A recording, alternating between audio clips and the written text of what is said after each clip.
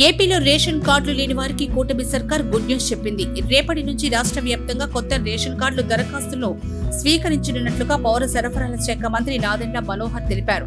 దీంతో పాటు ప్రస్తుతం ఉన్న రేషన్ కార్డుల్లో అవసరమైన మార్పులు చేర్పులు చూసుకునేందుకు కూడా వీలు కల్పించనున్నట్లుగా ఆయన తెలిపారు. నూతన రేషన్ కార్డుల జారీతో పాటు ఇప్పటికీ ఉన్న కార్డుల్లో సభ్యుల చేరిక, తొలగింపు, చిరునామాల మార్పులు, కార్డుల విభజన వంటి సవరణలను కూడా దరఖాస్తు చేసుకోవచ్చు. రేషన్ కార్డులలో మార్పుల నిమిత్తం ఇప్పటికీ 3.28 లక్షల దరఖాస్తులు అందాయని, వాటిని క్షుణ్ణంగా పరిశీలించి తగిన మార్పులు చేపట్టనున్నట్లుగా మంత్రి వెల్లడించారు. క్యూఆర్ కోడ్ తో స్మార్ట్ రేషన్ కార్డులు జారీ చేస్తామన్నారు. క్యూఆర్ కోడ్ ను స్కాన్ చేయడం ద్వారా గత 6 నెలల రేషన్ తీసుకున్న వివరాలు తెలుసుకోవచ్చని ఆయన పేర్కొన్నారు. ఈ దరఖాస్తుల స్వీకరణ ప్రక్రియ నెల రోజుల పాటు కొనసాగుతుందని మంత్రి నాదెండ్ల తెలిపారు. అర్హులైన పౌరులు తమ సమీపంలోని గ్రామ లేదా వార్డు సచివాలయాలను సందర్శించి దరఖాస్తు చేసుకోవాలని సూచించారు. జూన్ నెల నుంచి కొత్త స్మార్ట్ కార్డుల పంపిణీ ప్రారంభమవుతుందని ఆయన స్పష్టం చేశారు. రాష్ట్రంలో ఇప్పటికే 95% ఈ కేవైసీ ప్రక్రియ పూర్తయిందని, ఈ కేవైసీ పూర్తి చేసుకున్న వారు కార్డుల్లో మార్పుల కోసం కొత్తగా దరఖాస్తు చేయాల్సిన అవసరం లేదని స్పష్టం చేశారు.